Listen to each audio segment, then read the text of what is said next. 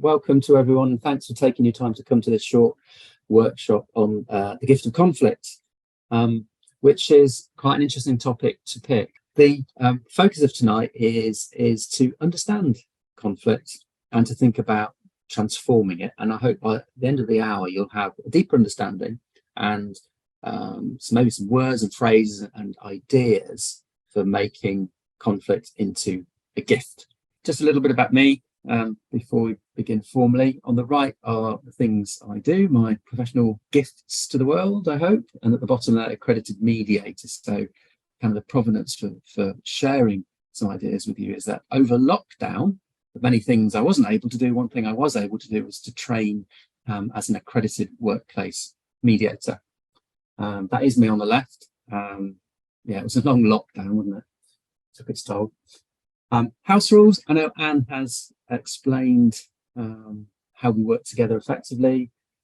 Nothing that you wouldn't expect there on a Zoom workshop. In fact, working with any human being. Be kind, trust, communicate well, be forgiving, and aim to learn this evening, both on your own and with your colleagues. Let's begin straight in here with an activity. Have a think, have a ponder. There's no right or wrong answer here. It's just what thoughts come to mind with the prompt of which image there to you best represents conflict. I'll give you a minute there to take some time to ponder it, maybe write down a few notes, totally up to you. And then after the minute, I'll call you out and see what your thinking is. So a few moments on that. Which image best represents conflict? Okay, thanks. Not intended to be any deep examination there, just a starter. Is there anyone willing to unmute and share their thinking?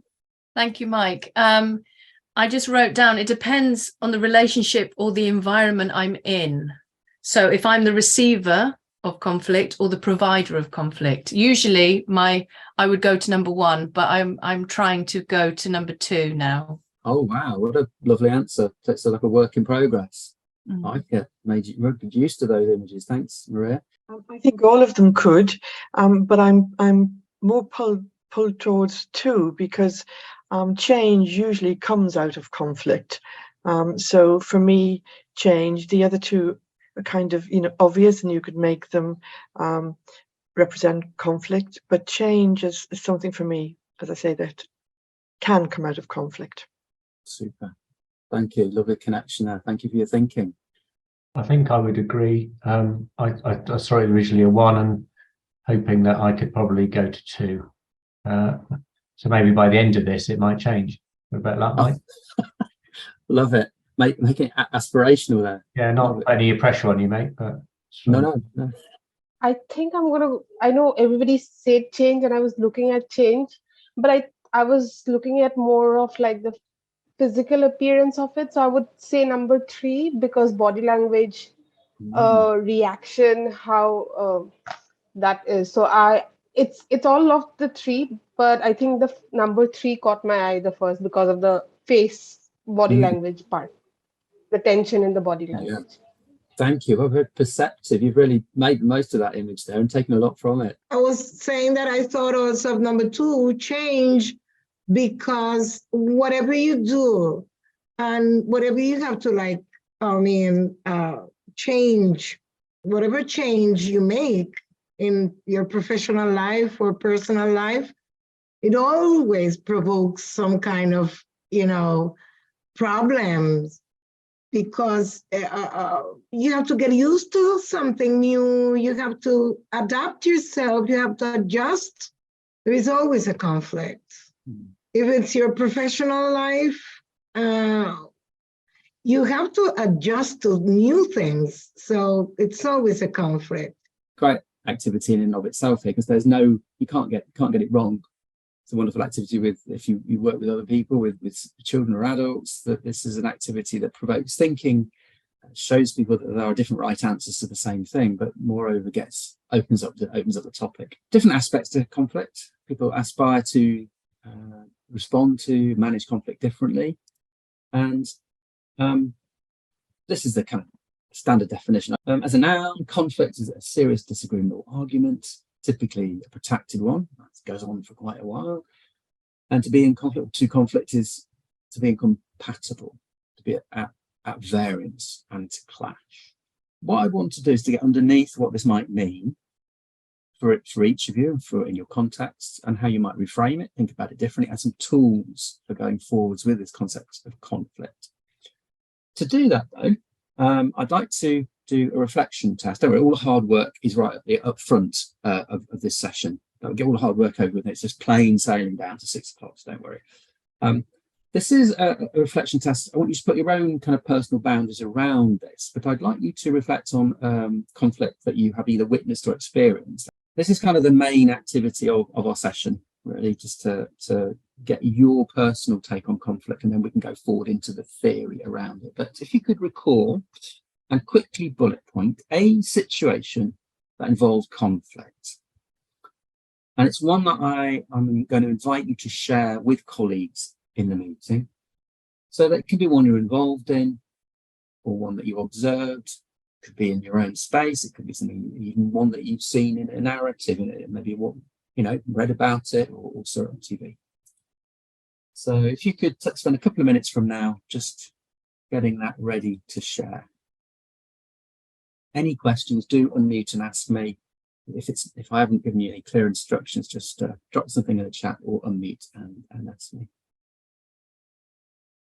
I'd love to hear if you wouldn't mind a summary, possibly of common features, similarities or differences that you're willing to share.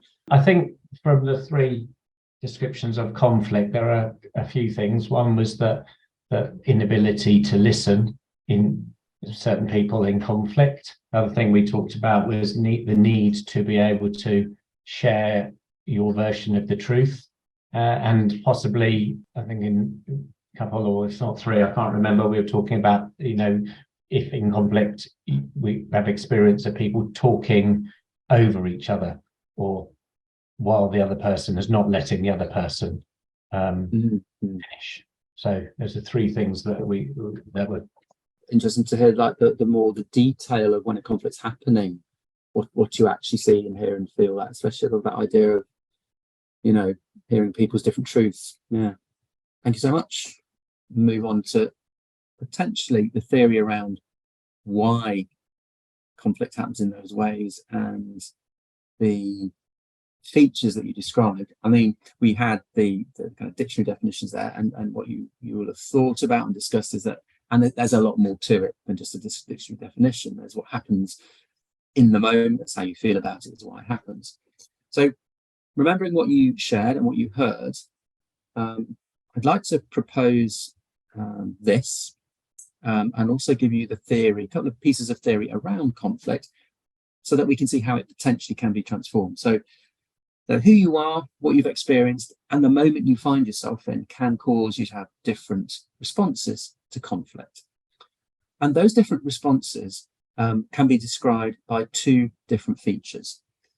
And this is a core theory around understanding conflict, is that the combination of a person's willingness to cooperate and their ability to be assertive produces one of 5 different ways of responding to conflict.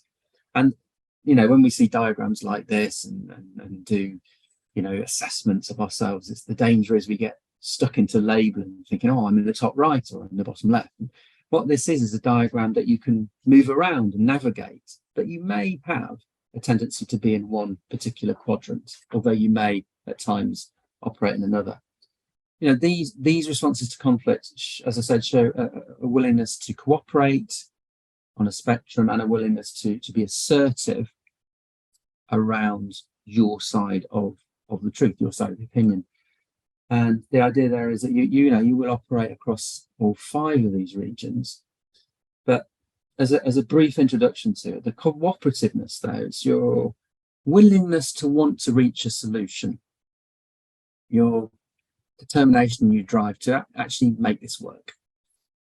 And then the other feature of conflict is your assertiveness, which is your ability and your willingness to put your position across, to speak your truth. So what we get there is 4 core combinations. The avoidance in the bottom left, well, that is folks who they just want to step away from it. They don't want to cooperate in reaching a solution, and they're not prepared in that moment to put their point across, to put their opinion into the mix. And again, this isn't judging.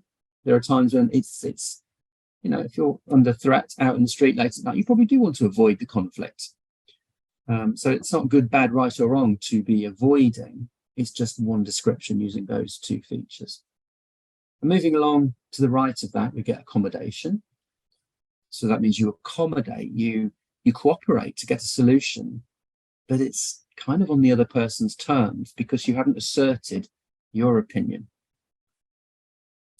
Then we look back to avoidance, but then go up to competition. That's probably more of what we would normally associate with conflict. A situation where someone isn't prepared to cooperate, but wants their side heard. Quite a lot in negotiations and in mediations, someone who is competing will want the negotiation to end on their terms. So the negotiation is simply them getting their way.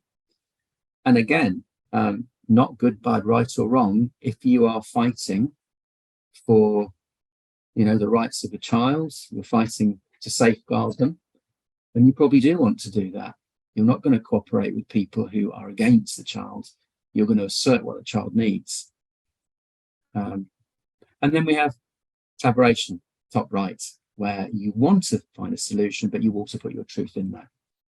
Compromise kind of sits across the rest of them, a little bit of everything. But the idea here is that there's nothing good, bad, right or wrong with any of these combinations. But what it does is gives you a language and a framework for talking about what you may encounter and what you may find yourself in.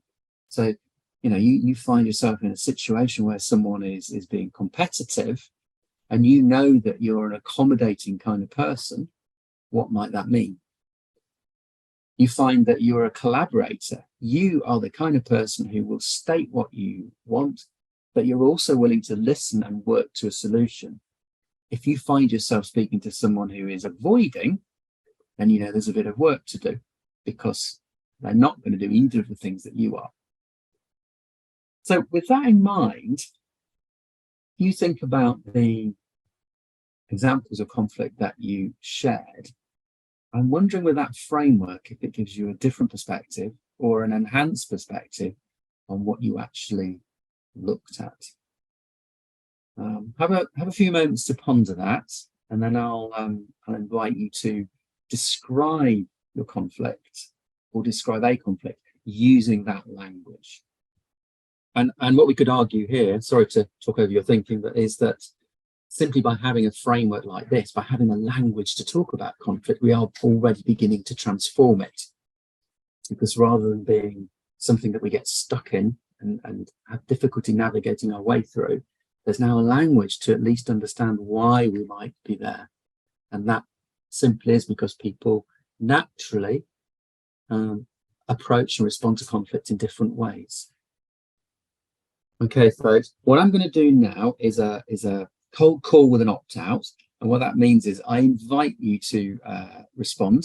But if you don't want to, you can just opt out. I'm just thinking about a family conflict, and we have a sibling that very much just states things, and the other siblings tend to accommodate. So often the conflict doesn't arise because we just fall in line, and at the moment we're in a position where we realise we need to stop being so accommodating, and we actually need to have some conversations and can collaborate. But we're definitely sort of dealing with we've got one in high assertiveness and 2 of us in high cooperativeness, and we've got to find that collaboration. Thank you, Lucy. I do have sight of the situation about which you're talking, and it is very difficult with people who are stuck in kind of the competitive sometimes have difficulty accepting that kind of diagram. I'm not going to show the diagram to the sibling you mentioned anyway. That would be quite dangerous. Thank you. Yeah, I was just looking at the diagram with respect to the conflict I was talking about was a parental complaint, and whether or not it would be a helpful way of talking about or looking at complaints that we may receive, whether or not, you know, it is one that we need to compete, if you like. We need to be very assertive, others where we may not need to, where we can accommodate, but obviously, hopefully, you know, majority of them we can come out with a collaboration. But just thinking about how we can, I suppose not filter, but just get, you know, think about our response depending on what outcome we feel comfortable with respect to complaints. So that's a really creative use of it, John, that, you know, potentially choose where you are there based on what's come in. That's yeah, I've not thought of that. That's good thinking. I'll try that. Thank you very much. Thank you, Mike. This is an absolutely fascinating concept. The conflict that I have, I mentioned in the breakout room about my two nieces, highly competitive with each other, mirroring the same relationship that their mum, my sister, had when we were teenagers. But for me, I'm now thinking, I wonder if there's a conversation with the 9-year-old and the 16-year-old with this, having something like this in front of them. So not when the conflict arises, but perhaps in a calmer state, so that there could be this kind of conversation with them and saying to them, oh, has it been a time where you two have been fighting like cats and dogs? And then there's more of a reflective, so that then when there is the next stage where they will be competing with each other, or that somebody has maligned another one, which is always the case, we've got something to go back on. So I'm fascinated by this, and I'd like to be able to, I've written some notes down just to help and support them as a way to change and look at conflict in a different way. Teenagers are beautiful and growing, but yeah, this is wonderful. Thank you, Mike. I'm very grateful about this. No, I'd love that idea of, and it's always a decision, isn't it? When you have a theory behind some aspects of human behavior and you care for the people who are involved in it, if and when is the point to share that framework with them to help them navigate and talk it through. I think you're quite right. In the middle of a cat and dog fight, bringing out a PowerPoint is probably not wise, but what is the time when you can actually give them this language? Yeah, lovely. Thank you. Mine was similar to Maria's, and we talked about this in our breakout group. And looking at this diagram, at this map, again, it's very useful. Mine was about between my daughter and granddaughter, who always seemed to be in conflict about one thing or another, in the way of daughters of a certain age and mothers. And I had it with my daughter when she was my granddaughter's age. And I like the idea of avoidance. And again, it's like Maria said, talking it through in advance of the situation coming about. So you don't avoid the situation, but you avoid the kind of drama around the situation. So you learn to collaborate and accommodate each other. I know when it was happening recently with my daughter and granddaughter, I sat down with each of them individually and set out kind of a framework of agreement. I don't know if they kept it 100%, but it avoided blood on the carpet, I think. But I like the idea. This is very clear, and as I said, the idea of avoidance, not to bury it, but to avoid the a big kind of conflict that might break things down between people, and to avoid it by collaborating around agreements. Thank you. I like it. Yeah, thank you. No, and that's a very, very good point, to focus on the avoidance there, because the risk with this is that people start putting value judgments on those behaviors and saying that collaboration is better than avoidance, but it's not. Here's a kind of a range of ways of engaging with conflict, and as John was saying, you potentially can choose. But as you're saying, Jude, the avoidance is the necessary one. But quite rightly, it wasn't ignoring, was it? It was kind of pausing. No, it wasn't avoiding the situation. It was avoiding the heightened stuff around the situation, where things get out of control. If you're aware, it'll come around again, and no doubt these things do come around in life again and again and again. But if you avoid the drama of it and the meanness of it, and learn to collaborate around it, you're not going to take the situation away, but you can choose your response to the situation if you keep calm in some way. Sure, and I understand, and that takes us to another level of saying your response maybe to a certain aspect of the conflict, not to all of it. Thank you. Yeah. Thanks so much, folks. If nothing else to add there, I will move on. So that first way of beginning to transform conflict there is by having an understanding of it and a language talking about it. The second is this, which is a very powerful model that mediators and negotiators use, and it'll make fabulous sense to you, I'm sure. Is how do you get to the heart of the conflict so that you can actually do something practical about it, or help the people involved in it do something about it for themselves. And the model is called the PIN model, which stands for position, interest, and needs. And this is what will be underneath the behaviours that we saw previously. So a position is what somebody states that they want. And quite often in a conflict situation, the position is, as I said earlier, it's how the person wants the negotiation to end. At the end of the conflict, at the end of the mediation, they want their position to be the one that the other person accepts. And if you've got the other party wanting their thing accepted, that's where the blood on the carpet happens. That's where the arguments, the fallouts, the protracted conflicts take place. So an understanding here is to go underneath the position and to ask what somebody really wants. What's their concern here? What's their interest? Why are they taking that position? I know I worked quite extensively with schools in the beginning of lockdown, way back. Do you remember that pandemic we had ages ago? I think it's finished now. Anyway, that the beginning of that, the conflict about whether children would be sent to school by their parents. So the position was my child not coming to school, and the school's position would be your child has to come to school. Well, they're not. They are. They're not. They are. And there's your conflict. But if you go underneath it, what is the parent's concern? The parent's concern is keeping their child safe. But to really do some work with conflict resolution transformation, you have to go to the need. What's the need driving the concern that causes the position? And the need there for the parent is, I need to feel I'm parenting the best I can for my child.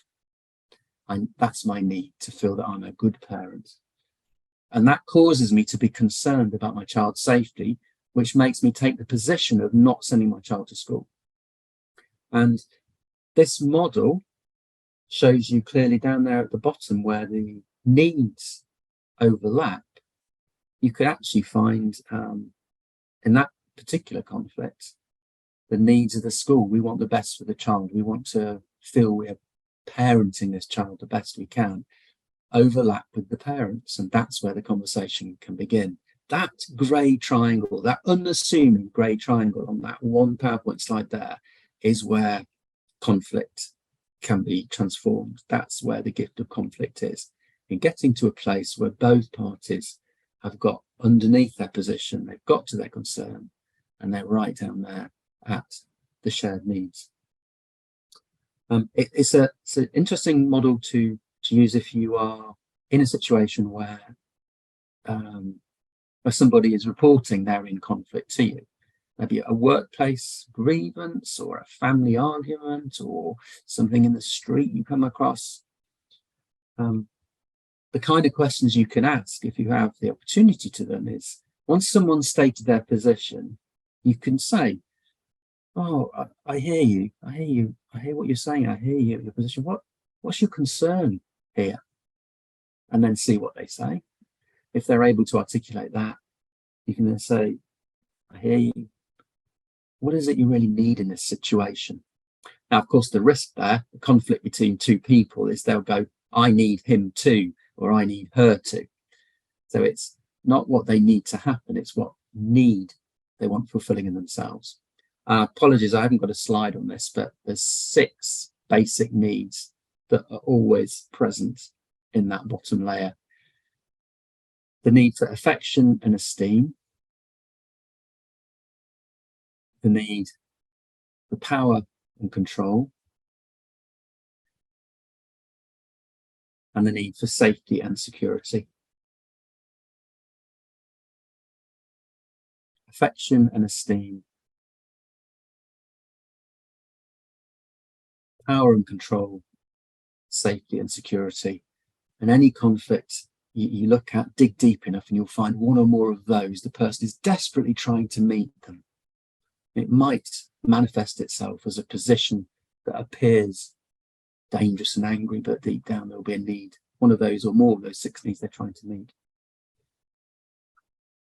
So that's part 2 of the gift of conflict and transforming it. We've had a language around how you do conflict. We've had an understanding of what's driving it. And the final thing I'd like to offer you in our last 10 minutes is, what can you creatively and practically do about this? And this will be our final activity, which I'll invite you to do in groups again, if I may.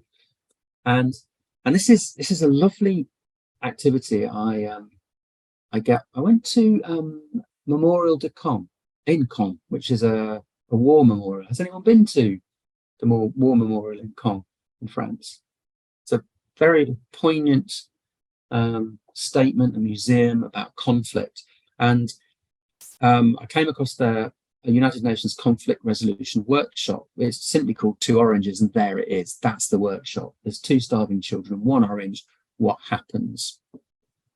And of course, the obvious response, the gut response from most children in this is they fight over it.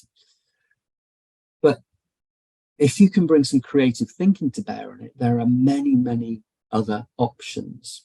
And that's the final way we can find a gift in conflict and transform it, is by using a tool. I actually invented this tool just after I went to the museum, and I call it orange thinking. And what it does is take each letter from the beginning, from the word orange, and creates a possible creative action you can make around this conflict. So if the challenge is that 1 orange to some starving children, what can you omit from this situation? What can you reduce? What can you add? What can you nudge? What can you grow? And the edit is, what can you combine to make a solution from all the others? So, the grow one is quite an obvious one. Well, we're going to eat half the orange each, take the pips and grow an orchard, sell the produce that we make, and both retire on the proceeds. But yeah, it's a bit of a stretch, but what it does, having prompts like this, causes you to think differently. What could we omit from that situation? What could we reduce? What could we add? If we added another orange, would it be 1 each, or would it be still a fight? What could we nudge? What could we grow, and how could we combine them? So that thinking process is something I'd like to offer to you to take into your final activity, which is 2 starving children, 1 orange, in a caricatured UN workshop situation, using orange thinking, omit, reduce, add, nudge, grow and edit. How might you solve that problem, or how might you address that conflict in a way that doesn't involve fighting? Hope that was of use. 3 ways of transforming conflict, the gift of conflict, by having a language around it, by understanding the layers that cause it, and by having creative tools to transform it. Hope it's of use, and please do make the best use you can of it in your life, work and learning. Thank you, Anne, for having me. Thank you, everyone, for coming.